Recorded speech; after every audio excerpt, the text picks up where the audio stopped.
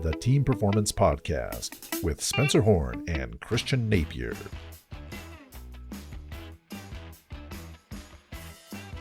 Hello, everyone, and welcome to another episode of the Team Performance Winning Ways for Uncertain Times podcast. I'm Christian Napier, and I am joined by one of the most intelligent, insightful, thoughtful, and motivated people on planet Earth that I know, Spencer Horn. Spencer, how you doing? Oh, Christian, so kind. I am so good. Great to be with you. Got you got the black theme. You know, you're my gosh, what's his name? The Ring of Fire. Why can I never remember it? It's Johnny Cash. Johnny Cash. Yes, Johnny Cash. Nod, tip to the hat there. Yeah, I got to lower my voice an octave or so. Yeah. Yeah. All right.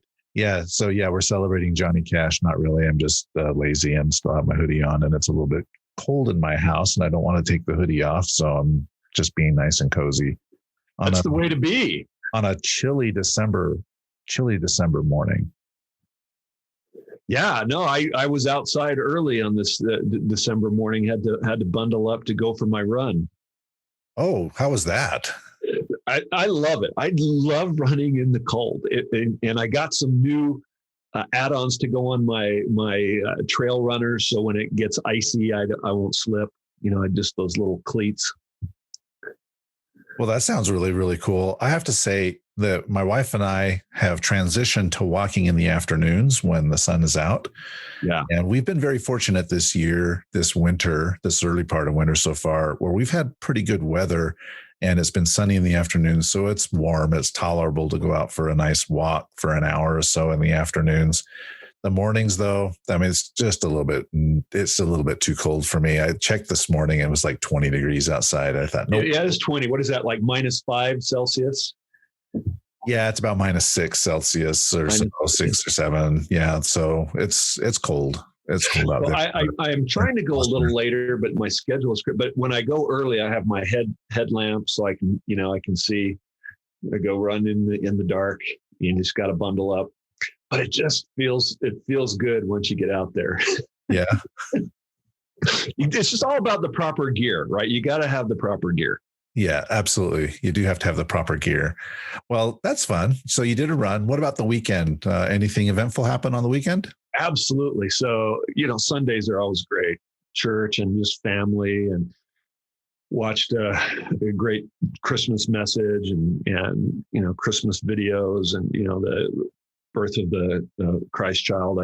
We're Christian. So for me, that has special meaning.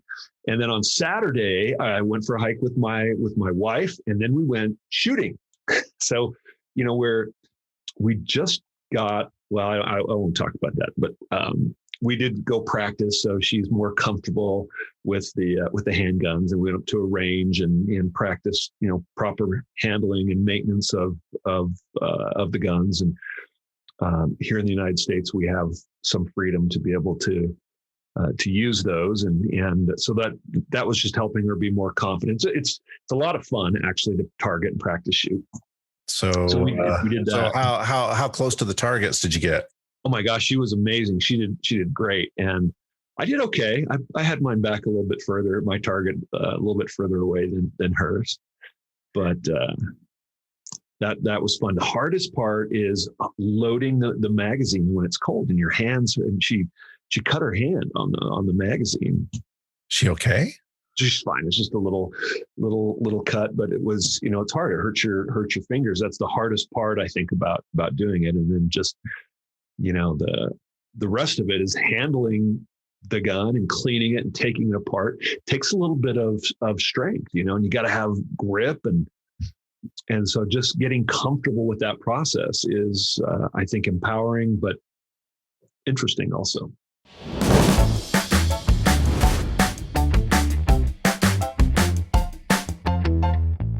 Well, it gives you a good excuse to do your target shooting down in Las Vegas or Phoenix or something where it's a little warmer, right? Like, oh, it's cold outside. Let's go down to Arizona.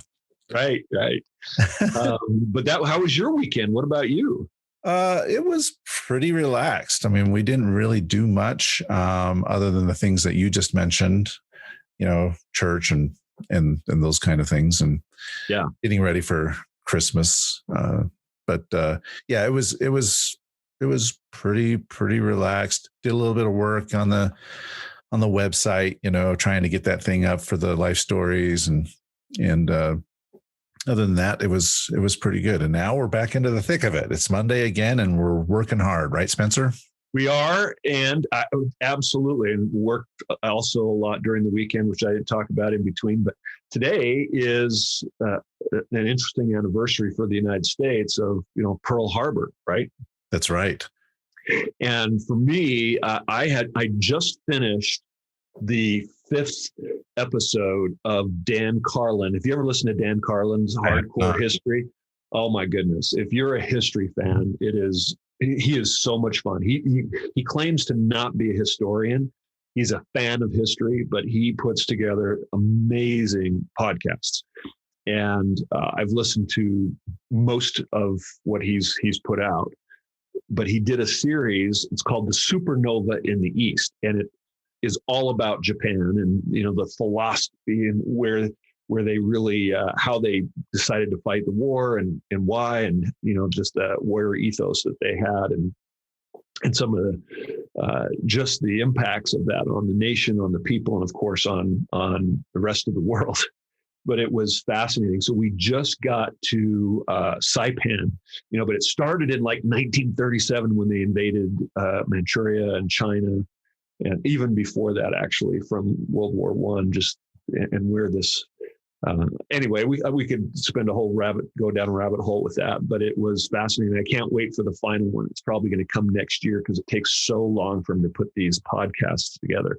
But it will be Iwo Jima all the way up till the surrender of Japan and the atomic bomb dropping and why that happened. And when you listen to this and what the people at that time were thinking about and what we were going through as a nation fighting the Japanese, to me, it makes so much more sense and why they made that decision.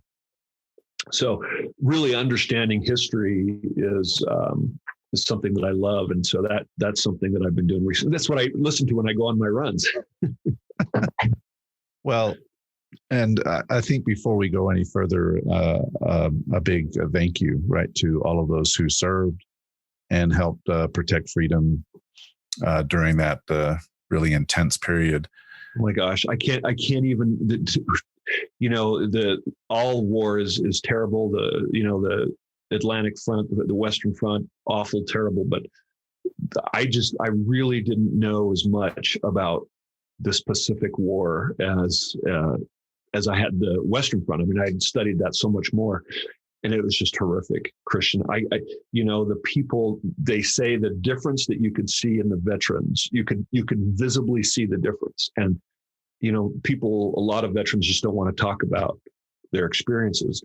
That was even more of an issue for a lot of the Pacific Theater veterans. And they just experienced and saw so many horrible things, and so grateful, as you say, to them for their sacrifices. And which takes us to, I think, one other thing I want to talk about before, we sacrificing right now in the situation that we're in as a world. I don't think anybody that's not being impacted, almost anybody that's not being impacted by this. And so certainly, one of the things that I'm learning is that greatest generation, they really sacrificed for our freedoms. And sometimes we're not as willing to sacrifice to be able to help each other. And I think that's something that we need to be willing to do. So as a vaccine is coming online actually this month, and probably most of us won't get it until next summer or even by next year this time. How are you feeling about the prospects of this new type of vaccine, which I'm kind of interested in? Well, I think it's interesting because there are several manufacturers who have taken various pathways to find a vaccine, which is promising.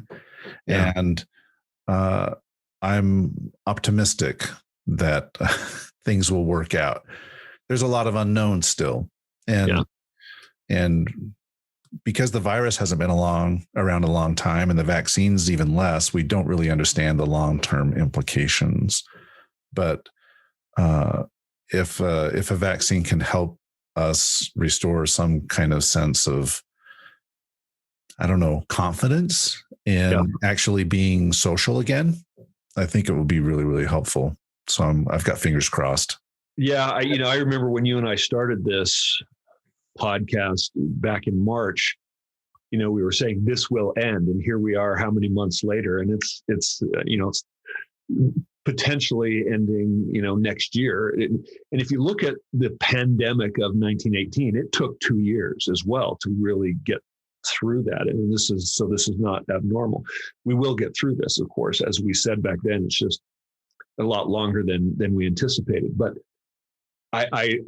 typical vaccines, or some vaccines, for example, they introduce a weakened version of the virus to your body so that it can build immunity, right?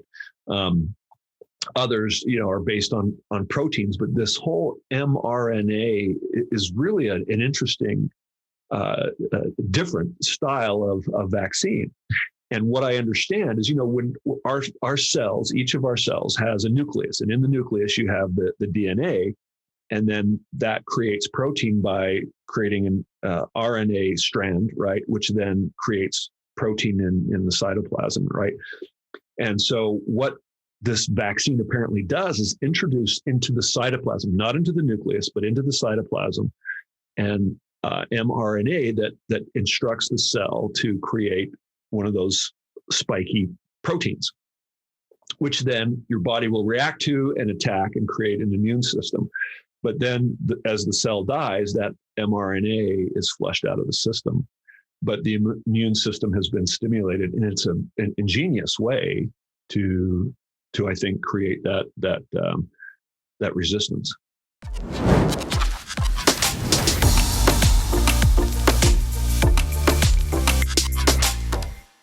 Now, I have to say, I'm going to be right up front. I'm not a scientist.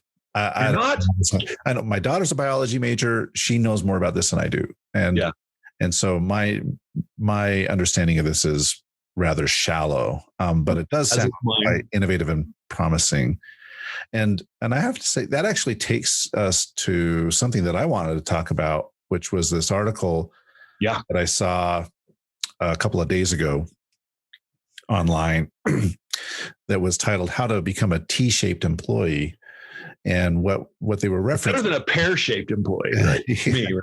Yeah, an apple, a pear, or a T. But the implication with the letter T, if you look at the letter T in the Latin alphabet, the letter T, the capital letter T, has a line that goes horizontally and then a line that goes vertically. Right. And the concept of a T-shaped employee is someone that has a deep knowledge in a specific area, but also has a broad set of knowledge across a wide range of topics, not necessarily at a lot of depth in that broad spectrum, but does have that broad spectrum to complement this very deep skill level. And I think what you just demonstrated there, Spencer, with your discussion of mRNA, was you do have a broad range of skills, but you also have a very deep set of skills when it comes to team performance and leadership and coaching and training and mentoring and things of that nature. And that's the model employee moving forward. Is organizations need more T's. They need less people who are solely focused in one area. And they also don't just need people who are jack of all trades and masters of none, but they need someone who has a focus, but also can apply a wide range of disciplines. I think that's it's so right. I mean, I remember growing up, I always heard the idea is, focus, know more and more about less and less, right? You want to be really focused in your expertise. And this is saying that is still true. You want to have someone that is deep in knowledge, and specifically technology, which it sounds a little bit counterintuitive to a conversation we had recently about AI and staying relevant, right? But on the other hand, it is in alignment with that, because as those skills become replaced, a lot of the skills that are technical become replaced by AI. We want to have these other soft skills because that will enhance your attractability to employers. And what this is saying is that right now, don't be don't be seduced by AI is going to solve all our problems right away. Instead, you still need that technical ability, but you need someone that can take a more agile approach. And you and I have also had a conversation about what that means to be agile, right? And one of the things that I think is so important for organizations to have in an environment right now that is fraught with crises, right, with unknowns, is you need adaptability. You need people to be able to solve problems very quickly. I mean, think about this whole idea of developing a vaccine very, very quickly in a short period of time compared to 20, 30 years, or fast even 10 years that it might have taken. It's just happened so quickly. And what we've learned is if you can get cross-functional teams together to solve problems, the solutions will come faster and your ability to adapt and respond to challenges will be much better. But that requires employees that are going to be able to work with people from other departments and be able to have a cursory understanding of what other people do and to be able to collaborate in a way that solves better problems than somebody who is just like dogmatically, this is what I do. And here's I'll do my work and then I'll bring it to you and you do your work. That just never is as effective as someone who is able to understand the skills that are necessary to be agile in thinking and collaboration and innovation, which is needed more now than ever. So let's talk about those. I'm going to quote from the article. I'm just reading it here off my screen. This is McKinsey modeling. So the McKinsey Right. suggests the demand for management roles and occupations such as ICT and engineering. Again, this is appearing in a technology publication. So Sure, credit is due is itpro.com. The article is How to Become a T-Shaped Employee by Renee Millman.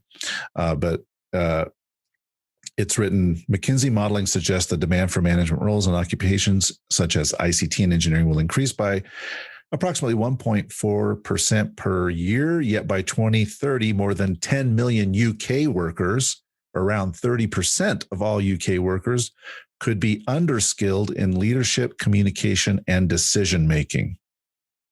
It's not only UK, it is everywhere. We're underskilled. It's a problem that employers are feeling great pain in right now. I mean, I'm talking to a huge organization, and they're coming to me and saying, we need help with critical thinking, with just communication. I mean, without naming any names, it's, this major franchise where the corporate representatives will go into the franchise stores and they're just very transactional and they're not getting the results that they want. They just, they don't have the communication skills. They're not able to get out of their own way. And a lot of times, as we've talked in the past, that's behavior based. And so part of the agile mentality is that instead of just behaving or thinking a certain way, predictably, you learn how to adapt and flex. And that's a skill that is in high demand right now. It requires empathy. How much time have we talked about empathy, right? And, exactly. And so it takes a desire to connect with others. So well, that takes me right to another quote. I mean, I'm just talking off the top of my head here, man. Yeah, and so this is according to, and again, this is in the article, according to Anthony Tattersall, who is the vice president over the European, Middle East, and Asia region at Coursera, which is an online learning platform, right? Yeah. Which serves up millions of courses. Anthony says, quote, one of the main qualities that sets the T-shaped employee apart from others is their empathy. right? Demonstrating empathy is not only good for morale, it is also more likely to result in a person helping another to explore building another discipline. And then that helps further strengthen your team. Right. Well, so if it's just, hey, it's only the IT has the answers. We don't have marketing. They're too difficult to work with. And having empathy means that maybe there's somebody on another team that has some ideas or perspectives that will actually help you improve yours.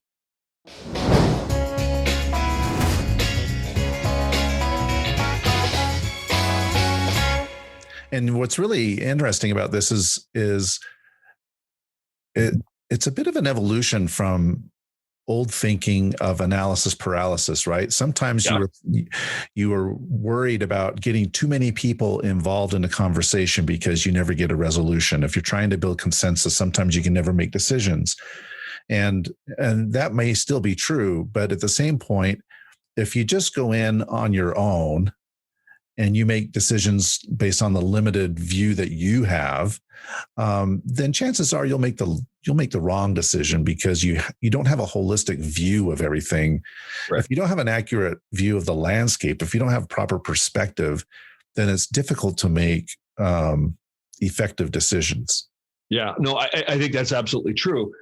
And I think what you said earlier is also true. And that is, the idea of being agile means you actually get to limit the size of the cross-functional team. If there's too many, remember we have what's called a 4-factorial brain, right? So if you think of a factor of 4, we remember things that are in combinations of 4, or even 3 is better.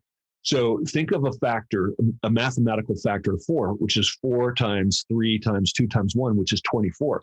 So if you have 4 people on a team, just the complexity of the conversations and the things you have to keep track of, multiply. If you add one person to that, a factor of 5, it grows exponentially, right? So the more people you have, the more you have to keep track of, the more complexities, the more difficulties that you introduce into the collaboration. So one of the ideas is if you're a manager, especially during a crisis, we talked about this in the past, to let go of control is to give some authority to a small group of people that are cross-functional to come up with a solution and then present that. And then you can have a second layer, but to have, you want to limit it so that you have that cross-functional and the big picture view rather than just that singular view. But if you add, we think, well, more is better, right? Well, let's have a bigger cross-functional team. Then you actually get diminishing returns. So I don't know if I answered your question. You did, but I've got a question on an individual level. Yeah. The idea of a T-shaped employee is that I'm a person that has a deep marketable skill in one specific area.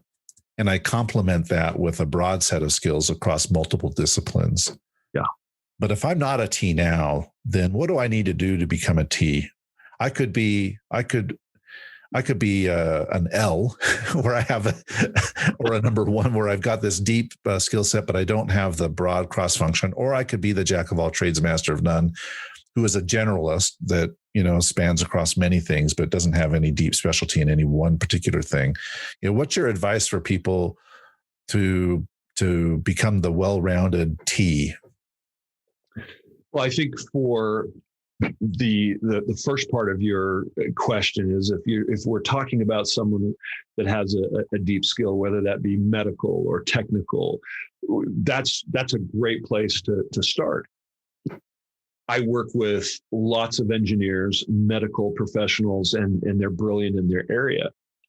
But there's often a lot of pain in those organizations because they don't have the broad skills to work with other people. So one of the things I do in my coaching is I start with identifying a behavior that perhaps is causing the most amount of pain or trouble for an individual, an executive. And we start there. This whole idea is, just focus on your strengths, is really anathema to me because it means that you're not willing to learn and to grow. But where I think we start, Christian, it's just coming to my mind, because we're figuring this out as we go here. You may have read this book called Growth Mindset by Carol Dweck, or you've heard about it. It's been around for many, many years. I think it starts with having the idea or developing what's called a growth mindset. A lot of times people who are very proficient in one area have more of a fixed mindset. It is, I have to be perfect. I have to know everything to take action. I can't, I don't want to be wrong. I want to be right. That's where some of that analysis paralysis comes from. You talk about. Does that resonate with you a little bit? Yeah, it does. What also resonates with me is the fact that people who are typically very expert in a particular area, it takes time and energy to continue to maintain your level of expertise in whatever area that you're focused on to maintain your relevance. And so if transitioning from an L to a T means I've got to layer on top of that even more learning, then I can become overwhelmed. Like, man, it's going to take too much effort for me to change my ways, to evolve, to grow, not just in my specific area of expertise, but grow across a broad, set of skills. I don't know if I can make that kind of commitment. Well, so, there's a lot of great organizations out there, CPA organizations. I work a lot with the Project Management Institute all around the world. And these organizations, for their ongoing education, have actually built in the ability to develop those T skills. So, for example, with PMI, they have a triangle where they have technical skills, they have strategic business, and then leadership. And so as part of their ongoing professional development, you have to have so many professional development units every year to maintain your designation as an expert in project management. And a lot of societies and associations have a very similar. But as part of that, they require that you have some of those development units be these type of soft skills.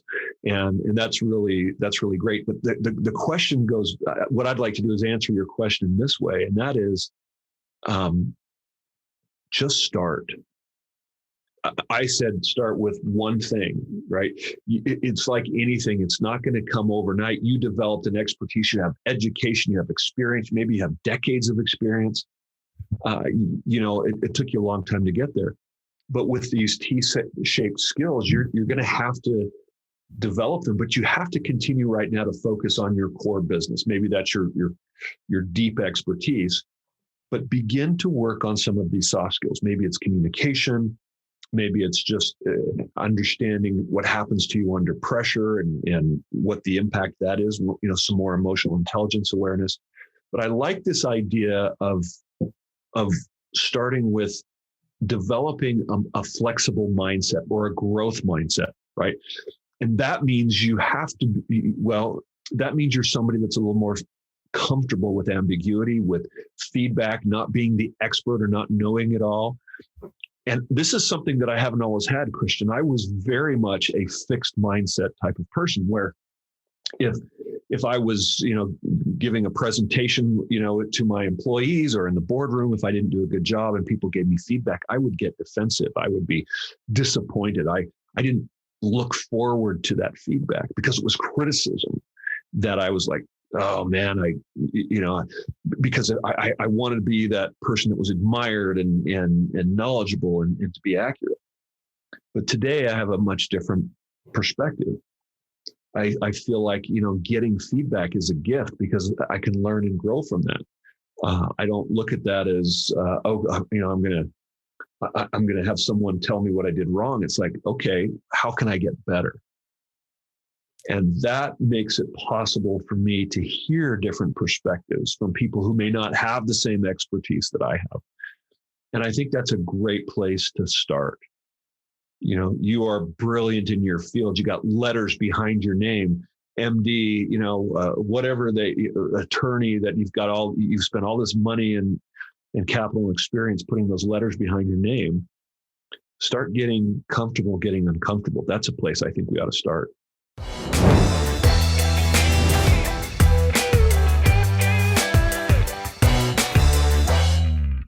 That's really, really interesting. Talking about the empathy kind of thing, you mentioned something that really, really struck me, which was the criticism as a gift. And that's a gift that's not always easily given, right? Because it sometimes puts the giver in an uncomfortable position as well to say, well, you could have, because it potentially invites conflict. And so sometimes people are reticent to offer up some constructive criticism because they're afraid of the consequences. And so part of this empathy is making people feel safe to open up and actually tell you what they really think. So you're not surrounded by yes men and yes women, right? You get people who give you honest feedback. And then when you have that honesty, that demonstrates that you have built a relationship of trust with your subordinates, with your partners, with your colleagues, with your friends, with your family members, whatever your team might be. And they feel comfortable sharing with you, and you feel comfortable in receiving the responses. I think it ends up creating a kind of a virtuous cycle. Right. You bring up another interesting point, and I won't mention the name, but it is somebody that you met at my retreat that works for an interesting organization, and she reports directly into the CEO of this business division. Well, this business division is then part of a larger organization where the president of the larger organization has a good relationship with this person that you and I met. But the CEO restricts her, this person from going to the president because he wants to control her a little bit. She is smart, charismatic, brilliant, right? Has all this great input. But this CEO is threatened by that, would rather have yes people around him, would rather have people that doesn't rock the boat. And a lot of CEOs are like that. And it puts this person in a very difficult position. Do they allow their brilliance to shine and speak up when they disagree with the executive or the leader of this division, or do they leave, or do they, against the expressed wishes of that person, go around them and say, hey, this is what's going on, and potentially threaten their career? I mean, this happens every day because so many leaders have this fixed mindset, Christian. Well, it's interesting. I don't know if you know who I'm talking about.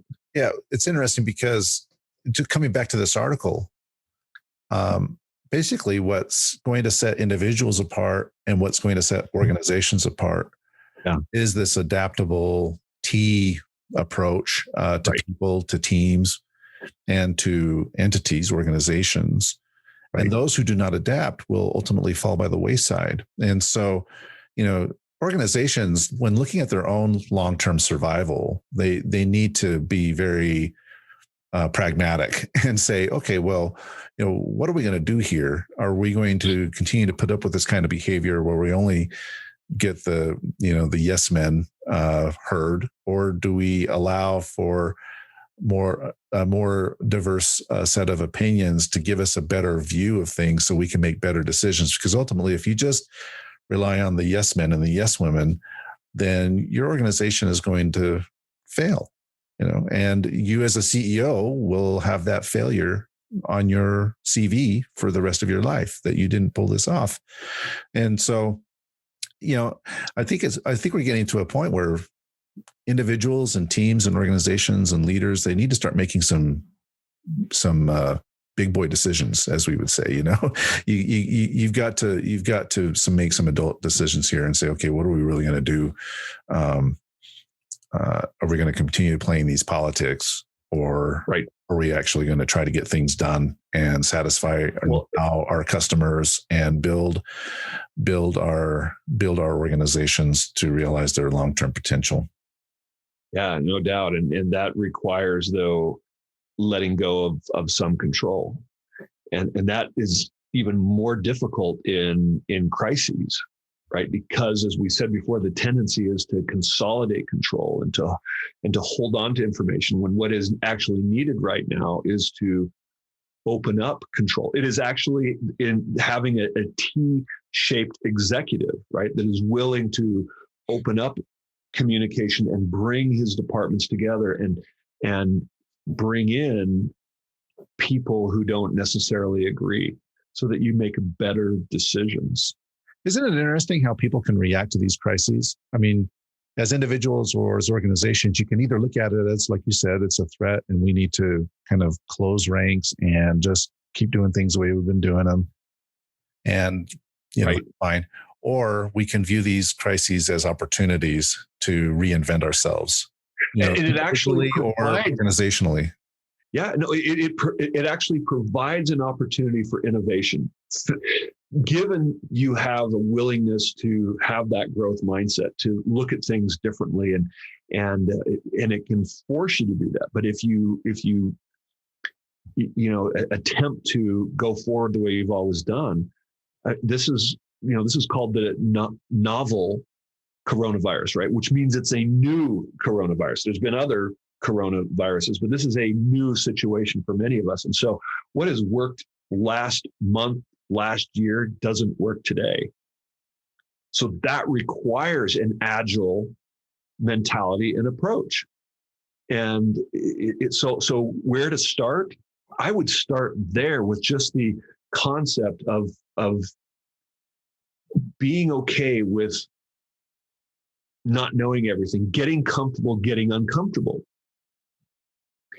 And, if you can get comfortable getting uncomfortable, I think that's a great place to start, because that's where learning starts, right? And certainly you can be overwhelmed, but just start by admitting that, you know what, if I can just open my mind, my thoughts to the fact that somebody out there, and maybe even on my team, has information that I don't. And I guarantee you, every executive out there listening to this does not have all the answers. They just don't. And there may be people, and I think one of the things that the article even talks about is that sometimes the people that have the best information are not ones that have grown up in your industry. In other words, when we hire, we look for people that have these skill sets. You might actually look for someone outside so that they have a different way of seeing the problems that you're facing. And that takes a growth mindset, don't you think? Oh, absolutely. Absolutely. I'm just thinking back to a conversation I had with a client not too long ago. And the client says, he very bluntly said, well, here's the reason that we keep using you. You have a rather unique confluence of three things. Number one is a pretty deep technical skill. Number two is a pretty deep level of industry expertise. And the third one is you have really good interpersonal skills. And they're learning what I already know. It's really hard to find people that have these. And so even though I'm in a niche that's relatively small, I can stay relevant because I have these. If I didn't have them, I would probably be out of work right now. You would be a commodity. You're commoditized when you don't develop these skills. So this is the answer to your own question. I don't have the time, or I'm overwhelmed. Well, there's going to come a time when you will be relegated to irrelevance if you're not willing to start working on them. No, that's what drives me, right? I got to keep getting work. I gotta feed my family, and the only way I can do that is stay relevant. If once I'm not relevant anymore, then what am I going to? How do you do that, Christian? I mean, how do you continue to develop those skills? I have my perspective, but I like to hear how do you do that? Well, on the technical side, I'm curious. That's So exactly what I was going to say. You are curious. I You're don't just great at say, asking. "Oh, well, I can't do this." Well, let me ask Uncle Google and see if I can figure this out.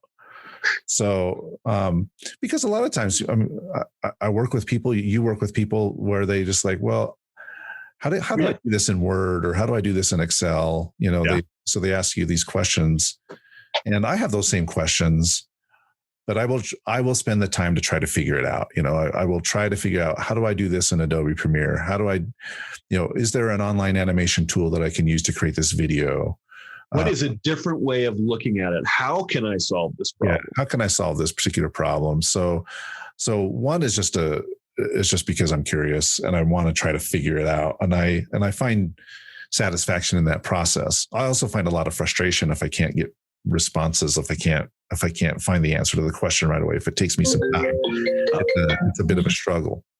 Right. But I think that's an important thing, is you just have to have this kind of curiosity about the world, and it's just like you are curious about history. And so you listen to this history podcast. You are curious about the vaccine. So you're doing little research on the side on, what is mRNA, and, what is the cytoplasm of a cell, and all this kind of stuff.